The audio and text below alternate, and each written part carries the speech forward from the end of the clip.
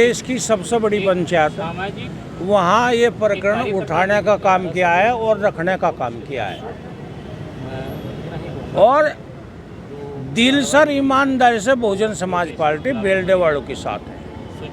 ऐसा डर है क्या? और कर लो 10 भाई, मुकदमों से डर कर नहीं भाग रहे हैं। और मैं समझता हूँ प्रेस को भी मुकदमों की ज़्यादा चर्चा नहीं करनी चाहिए। ऐसा लगता है ऐसा प्रेस को पुलिस ने भेजा और मुकदमों से डरा दो, ऐसा नहीं है। मुकदमों से नहीं डरेंगे, कितने ही कर लो। मजलूमों की आवाज़ सरकार अगर सुने न सुने, लेकिन वो ऊपर वाला जरूर सुनता है। और जब ये आवाज़ वहाँ तक पहुँच जाती है तो बड़ी बड़ी सल्तनतें और बड़ी बड़ी व्यवस्थाएं पलटती हमने देखी है। धरने का 8वां दिन है और मैं यहीं पर मौजूद हूँ और आज बसपा ने इस धरने को समर्थन दे दिया है।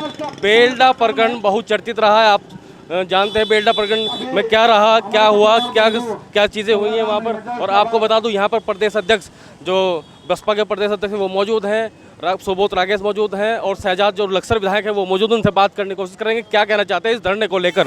सर अध्यक्ष जी, क्या कहेंगे? आप यहाँ पर पहुँचे हैं, आज समर्थन दिया है आपने, क्या कहेंगे? अब तक इंसाफ नहीं मिला, आज 8वां दिन है, क्या कहेंगे? समर्थन देने आए हैं। बहुजन समाज पार्टी पूरा पूर्ण समर्थन के साथ में यहाँ आई है। इस प्रकरण को लेकर के माननीय विधायक जी ने हमारे विधानसभा में क्वेश्चन किया है और जब तक इनको न्याय नहीं मिल जाता बहुजन समाज पार्टी इनके साथ है। जो यहाँ पर धरना दे रहे हैं और जो इनके पक्ष में हैं उन पर मुकदमे किए जा रहे हैं, उसको लेकर क्या कहेंगे? 4 लोगों पर मुकदमा भी दर्ज हो चुका है। सर ये सरकार का काम है, मुकदमे करती रहती है। मुकदमे से कोई डरता है क्या? जब ये यहाँ बैठे हैं, धरना लगाए, फिर मुकदमों से डरते तो फिर अपने घर बैठते धरना ही ना लगाते। लेकिन पीड़ित परिवारों को कब मिलेगा न्याय? ये तो सरकार का काम है ना, कब उसकी कब रेंगती है उसकी।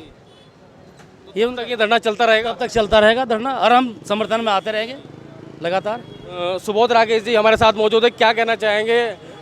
एक समाज के आप कद्दावर नेता हैं, क्या कहेंगे आप इस मामले को लेकर? सर देखिए, बड़ा दुर्भाग्यपूर्ण ये घटना है, सब लोग जानते हैं। और निश्चित रूप से जब से ये घटना हुई, जिस दिन से घटना हुई है, हम सब लोग पीड़ित परिवार के, अपने समाज के लोगों के साथ खड़े हैं। आज ये धरना प्रदर्शन हमारे योगेश भाई के नेतृत्व में यहाँ पर पिछले 10 दिन से चल रहा है। व्यवस्था तो पूरी तरह से हम अपने साथियों के साथ, अपने समाज के साथ, पूरे सिस्टम के साथ हम लोग खड़े हैं। आज पूरी पार्टी, पूरा संगठन, अपने विधायकगणों के माध्यम से हम लोग अपने इस पीड़ित परिवार को, अपने समाज के साथ यहाँ पर इस धरना प्रदर्शन में इनके सहयोग के लिए आए हैं। और निश्चित रूप से हम इनके साथ सड़क से लेकर सदन तक जितनी भी ताकत हमारे अंदर है, अपने पीड़ित परिवार को न्याय दिलाने में हम लोग लगाएंगे। अपने समाज के लोगों के साथ, अपने पीड़ित परिवार के साथ पूरी तरह से तन मन धन से हम लोग खड़े हैं और प्रत्येक लड़ाई को लड़ने के लिए तैयार हैं। लेकिन जो 12 मांगे हैं उसको लेकर क्या कहेंगे? क्यों कोई मांगे पूरी नहीं कर पा रही सरकार? क्यों नहीं समन्वय हो रहा है? सर 4 मुकदमे लग जाते हैं, इसको अब ये ख़त्म हो जाए धरना, ऐसे कुछ होता है? देखिए, हम कहना चाहते हैं इस प्रदेश के मुखिया से कि राजा जब बनता है तो निश्चित रूप से वो सबका राजा होता है।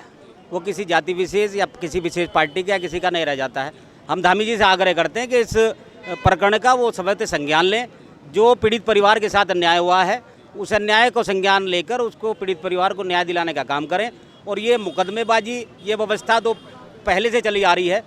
अंग्रेज़ों के समय में भी हमारे लोगों पर बहुत मुकदमे अंग्रेज़ों ने लगाए, लेकिन पीछे नहीं हटे। आज़ादी प्राप्त करके ही हमारे देश के, हमारे नौजवानों ने, हमारे क्रांतिकारियों ने आज़ादी प्राप्त करके ही दम लिया। इसी प्रकार से मुकदमों से हम नहीं डरते, मुकदमों से हमारा समाज नहीं डरता।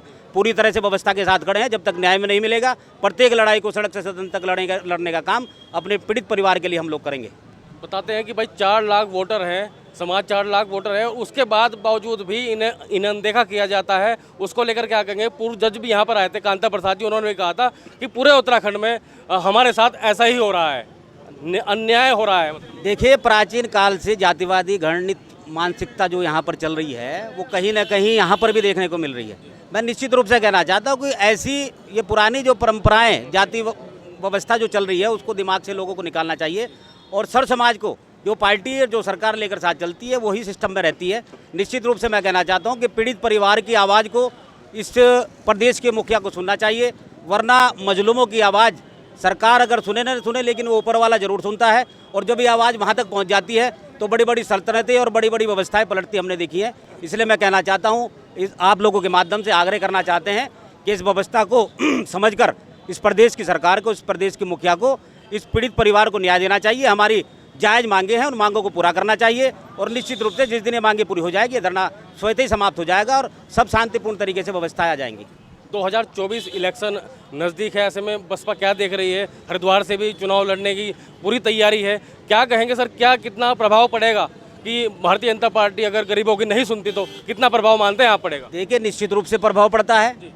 जब अन्यायपूर्ण तरीके से कोई सरकारें धरातल पर उतर जाती है तो निश्चित रूप से उसका मैसेज गलत ही जाता है और गरीब परिवार या गरीब जो समाज है वो कोई भी हो उस पर असर जाता है। आज हम हैं, कल को किसी और का नंबर, परसों किसी और का नंबर, ये व्यवस्थाएं सबकी समझ में आ जाती है। तो निश्चित रूप से मैं कहना चाहता हूँ असर पड़ता है और असर अगर इनको नहीं पड़ाना है तो इस बात को इनको समझना पड़ेगा।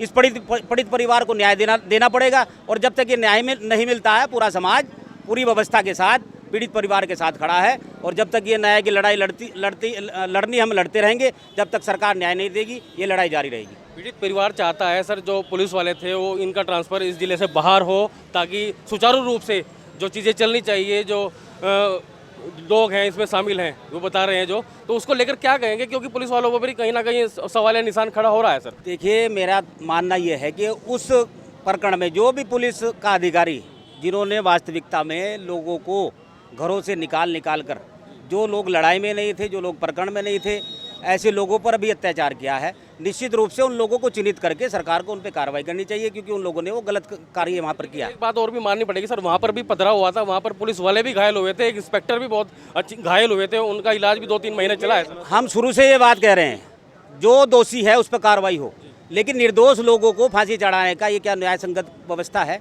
मैं कहना चाहता हूँ कि वो भी चिन्हित किया जाना चाहिए था। इस काम को करने से पहले, लोगों पर लाठीचार्ज करने से पहले उस काम को चिन्हित किया जाना चाहिए था कि वो किसने किया है, ना कि घरों में बैठे, घरों में सोए लोगों को, घरों में बैठे आराम करते हुए लोगों को घरों से निकाल कर पीट कर पूरी तरह बर्बरता तरीके से पीटना क्या ये न्याय है? ये न्याय नहीं हो सकता है। निश्चित रूप से मैं कहना चाहता हूँ जिन लोगों ने ये काम किया है, वो चाहे पुलिस अधिकारी हो चाहे कर्मचारी हो, जो निर्दोष लोग घरों से निकाल कर पीटे गए हैं, हमारी माताओं बहनों पर लाठीचार्ज जिन लोगों ने किया है उन पर निश्चित रूप से कार्रवाई होनी चाहिए, न्याय संगत है। तो बसपा पार्टी साथ रहेगी? पूरी तरह से साथ थी, साथ है और साथ रहेगी। ये पार्टी समाज की है, बहुजन समाज की पार्टी है और बहुजन समाज के साथ हमेशा खड़ी है और खड़ी रही थी और भविष्य में भी खड़ी रहेगी। हर लड़ाई को अपने समाज के साथ लड़कर निश्चित रूप से आगे बढ़ने का काम हम लोग करेंगे। योगेश भाई, क्या कहेंगे? आज बसपा ने भी समर्थन दिया है, सुबोध राकेश जी खुद पहुँचे हैं, लक्सर विधायक पहुँचे हैं, शीशपाल जी पहुँचे हैं, यहाँ पर क्या कहेंगे?